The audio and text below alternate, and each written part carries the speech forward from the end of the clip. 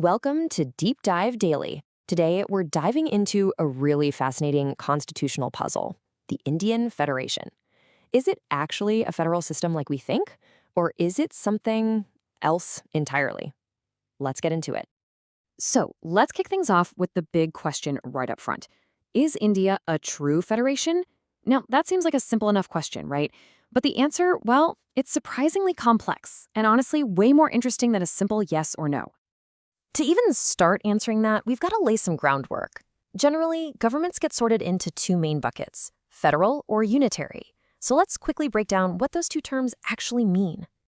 This table here really lays it out clearly. A federal system, think of the US, has a dual government. You've got the national level and the regional level, and their powers are divided up by a constitution. A unitary system, on the other hand, like in the UK, puts all the power in one place, the national government. The most important thing to remember here, the absolute hallmark of a federal state, is that division of power. It's also pretty interesting how these federations come into being. Some, like the USA, are formed by integration, where a bunch of independent states decide to team up, but others, like Canada, are formed by disintegration, where a big, single state decides to give its provinces more autonomy. Now, that Canadian model, that's the one to keep in your back pocket, because that's pretty much the path India followed. All right, so with that foundation set, let's start building the case for India being a federation. We'll kick things off by looking at the features that are baked right into its constitutional framework. At first glance, the Indian Constitution seems to check all the boxes. It sets up a dual government structure, the union government and the state governments. It's got a famously long written constitution that lays out the division of powers through specific lists, and it has all those classic federal safeguards. The Constitution is the supreme law, there's an independent judiciary, and a bicameral legislature where one house represents the states. By all these measures, it really looks like a textbook federation. But, and this is a really big but, this is where our constitutional puzzle starts to get tricky. Because the Indian Constitution has this incredibly powerful unitary twist. There's a very clear, very deliberate bias towards a strong central government. And you can really see that bias right here. The central government's list of powers has more subjects, and, you could argue, the more important ones. Unlike in the US, Indian states can't write their own constitutions, and everyone has just one citizenship, Indian citizenship. The setter even appoints the state governors.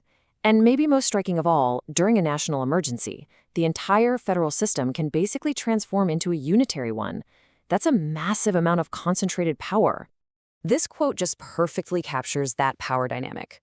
You know, the American Federation is often called an indestructible union of indestructible states. But India, it's often described as an indestructible union of destructible states. So what does that mean? It means the central parliament can, all by itself, change the boundaries of a state or even erase it completely without that state's permission. That is a profound, profound power. So what do we do with this contradiction? Is it federal? Is it unitary? To try and make sense of it all, let's see what the constitutional experts and even the framers of the Constitution themselves had to say about it. The most famous description probably comes from the scholar K.C. Ware, who called India's system quasi-federal. What he meant was that it's basically a unitary state that has some federal features, not the other way around. And you know what? That term, quasi-federal, has really stuck, and for good reason. But hey, not everyone agrees with that take. The historian Granville Austin saw it differently. He called it cooperative federalism. His point was that even with a strong center, the states aren't just puppets. The whole system is actually designed for them to cooperate and work together, creating a special kind of federalism that was built specifically for India's needs. And really, who better to ask than the chief architect of the Constitution himself, Dr. B.R. Ambedkar? He made it crystal clear that this flexibility was no accident. It was totally intentional. He said the Constitution avoids the tight mold of federalism on purpose, so it could adapt and be whatever it needed to be, unitary or federal, depending on the situation. It's a design based on pragmatism, not ideology.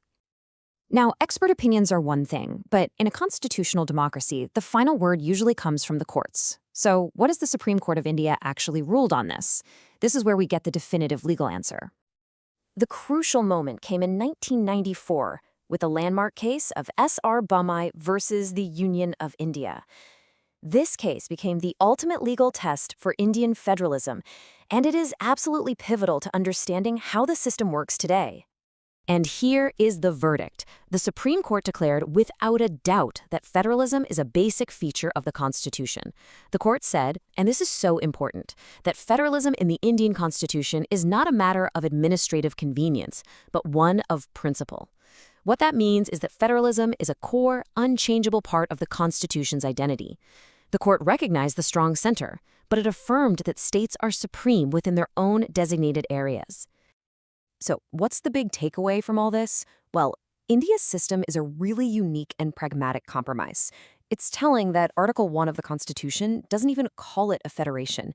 It calls it a union of states. And that specific language was chosen to reflect a system designed from the ground up to do one thing: balance the competing needs of regional autonomy for a super diverse nation with the national unity needed to hold it all together.